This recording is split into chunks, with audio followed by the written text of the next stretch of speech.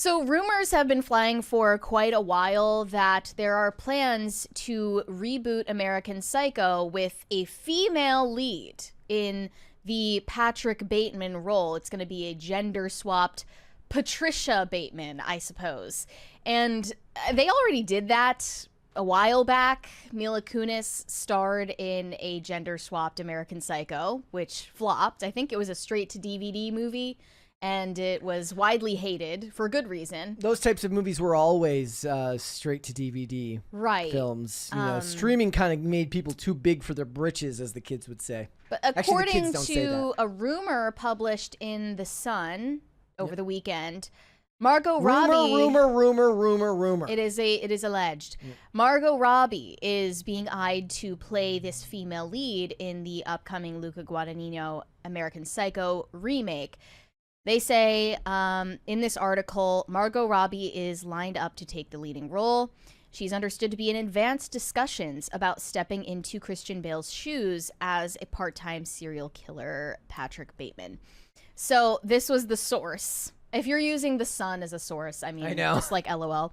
A remake of American Psycho is in the works, and Margot is in the frame to play a female Patrick Bateman. Brett's novel and the film were so controversial, and the people working on the remake wanted to twist the narrative by having a female take on the lead. There was a huge backlash about misogyny when the novel came out back in the 90s, and by having a female killer, it puts up a different spin on the crimes. Margot's career is on fire at the moment. Taking on a role this gritty will really show what a sensational actress she is. The finer details are still being ironed out, but everyone that is involved in the process so far have said they're excited to get it announced and start work. So they're claiming that they need to gender swap Patrick Bateman to avoid backlash over misogyny. I mean, I think they want to lean into the topic of misogyny, not worry about backlash. I think they want to have that discussion while making this movie. I mean, was the original movie ever really it's not something I remember. Like, called misogynist by anybody at the time? I wasn't paying attention to this side of the media at that time in my life. It came out in 2000. Yeah, I was not. I mean, I was young. I was not that old. I doubt there was that much of an outrage over misogyny back in 2000. I mean, and if we're talking about like somebody like the stock market and like that kind of corporate job, like we're still like 7 or 8 years out from the collapse, like from the crash. So there isn't even that talk, necessarily the same type of talk about like Wall Street excess. It existed. That still happened. Remember that famous video of like Robert Downey Jr.? Have you ever seen that where he goes to the stock exchange and like deals with like the people on the stock exchange? Like, these are the worst human beings you've ever seen.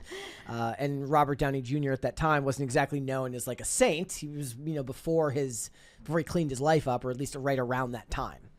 Yeah, I mean, some people have interpreted American Psycho as more so a satire of Wall Street bros, or perhaps it's queer-coded. I don't know.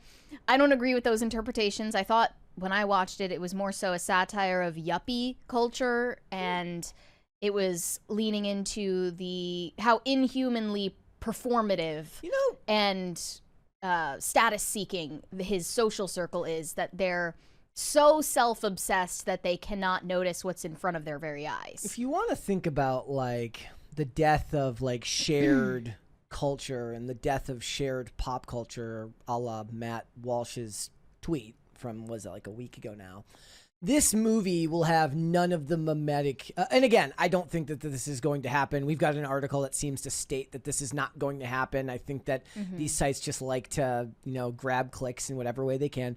But if this movie was to get made, even if it's not going to, even if it was, it's never going to have the same mimetic quality that the original had. Never would. And that was my prediction from the start. As soon as the remake conversation started, whatever they're going to do with it is not going to be anything good, because the fan base for this movie, as social media has kind of adopted it into mimetic language, it's one that appeals to mainly, chronically online autistic teenage boys. And that's just like not something that Hollywood is going to leave alone. They have to make the reboot into some sort of reimagined, humiliation ritual for the character the same way that they did with Joker.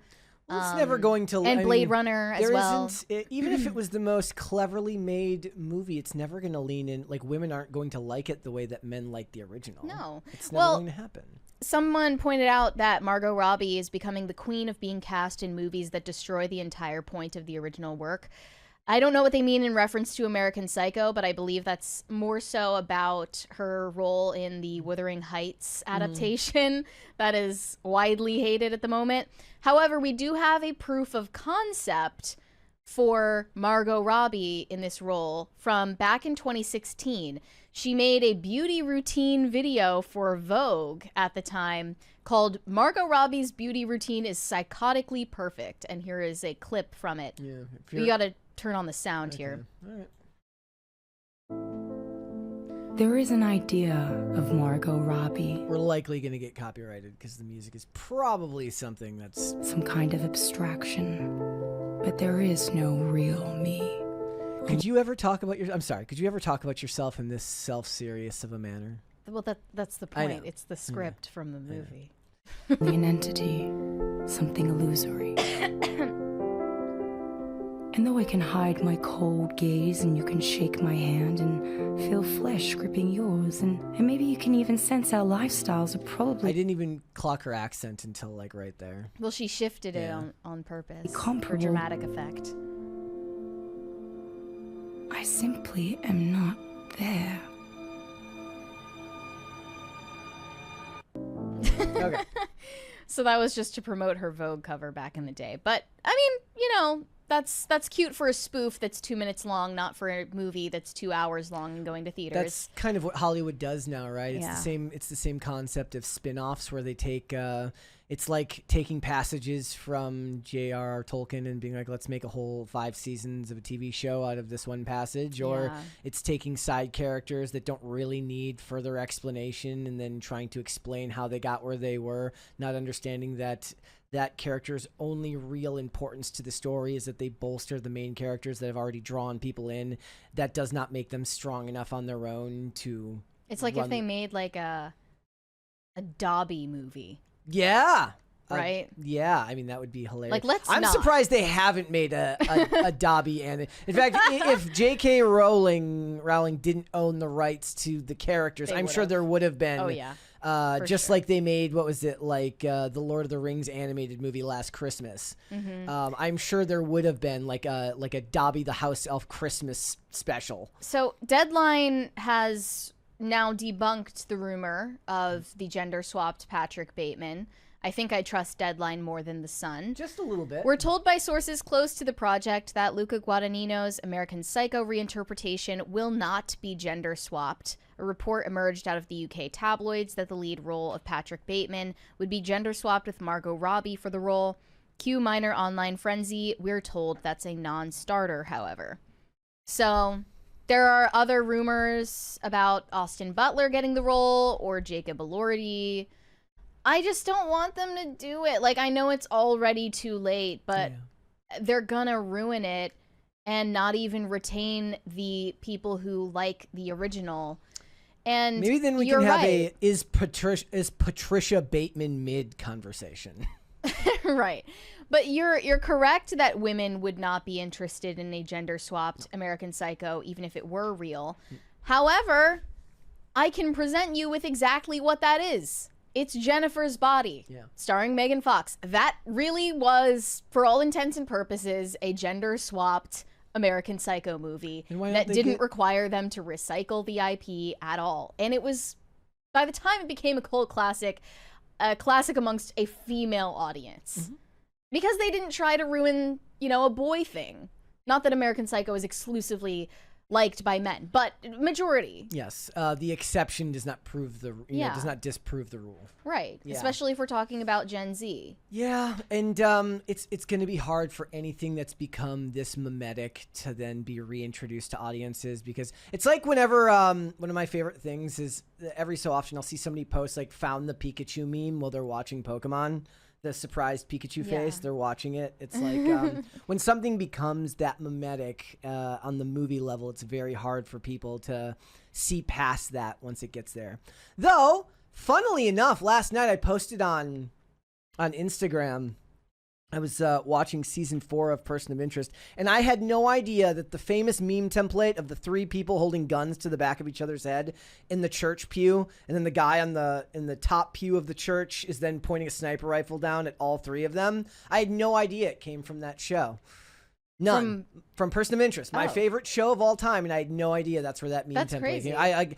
I probably just looked at, when you look at something so many times, I was actually probably looking at whatever the words they were putting into the to the boxes was, and I never actually looked at the faces. If I would have recognized Amy Acker's face right away. It would have made perfect sense. But American Psycho is so mimetic and in such a video way, the only saving grace is that they could get those editors over at Lionsgate to make a bunch of hype reels for it for social media. No, where they're where they're gonna have Margot Robbie coming in, and she's gonna be looking at videos of the original movie. She's like, it's literally me. The only thing you need to know is that when your TikTok or Instagram feed gets taken over by Patrick Bateman edits, the Lionsgate TikTok edit team I don't know who responsible. actually owns the rights to this movie, but I'm guessing it's not it Lions. is Lionsgate. Is it actually? No, they said it's Lionsgate that is doing this. So yes,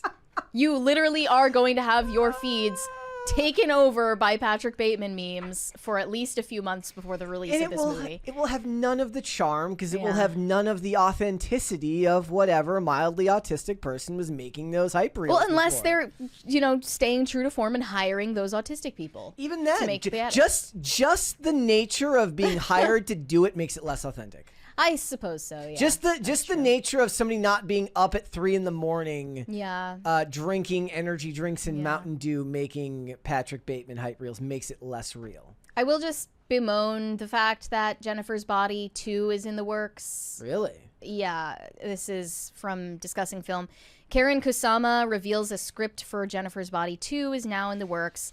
She says, I'm not going to give anything away, but it sounds fun and crazy like the first film. And Megan Fox was also recently at a screening of the 2009 Jennifer's Body. I don't know why they were screening doing that. I guess they're just building hype over time for the sequel. Another one that simply does not need to exist. Yeah. We don't need a sequel. In fact, I thought I recalled her character dying at the end of the movie and Amanda Seyfried being in prison at the end of the movie. They could just end up being a different movie entirely with different characters. Completely different people. Yeah. They're gonna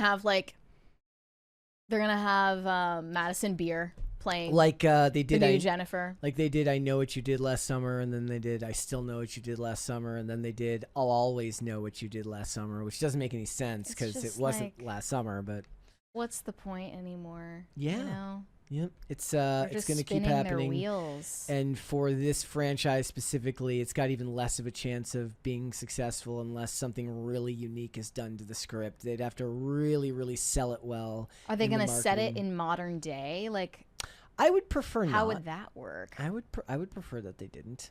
Because everyone knows if the actual investment banker or like private equity guys in New York are just pathetic slop bowl eating robots. Well, now they're just gonna make it. It's gonna be. It's gonna be the tech industry. It's gonna be worse. Is it gonna be a tech bro? No, I guess that makes more sense for American Psycho set in 2025. Yeah, like it's some Elon Musk, Mark Zuckerberg, Jeff Bezos-esque person. And then aren't they already doing a dramatized retelling of OpenAI? Well, they're doing The Social Reckoning, which is the sequel to The Social Network. And then Gag me with a spoon. Yeah. And I think that's The Social Reckoning, which is going to involve some type of like play on January 6th which they filmed at the Canadian Capitol, wherever the hell that is, as if Canada doesn't real place. They have one of those? Yeah, apparently. Okay. I just remember reading about that. The Social Reckoning. I thought it was a separate thing, though. They're like making a movie about the founding of OpenAI. I mean, that's the real thing, right? Sam Altman will end up being the bad guy in this movie. Yeah, And then at it's the end, just- you'll realize it's not real because it was What's all not made with... clicking for me is that we know that these guys are just boring nerds at the end of the day. Like, none of them have double lives or alter egos. They don't, like, listen to music. They're nothing like Patrick Bateman. Thanks for watching. Listen to full episodes of Pop Culture Crisis on Spotify. Keep up with us on social media and make sure you subscribe and ring that bell so you never miss the show. Bye, guys.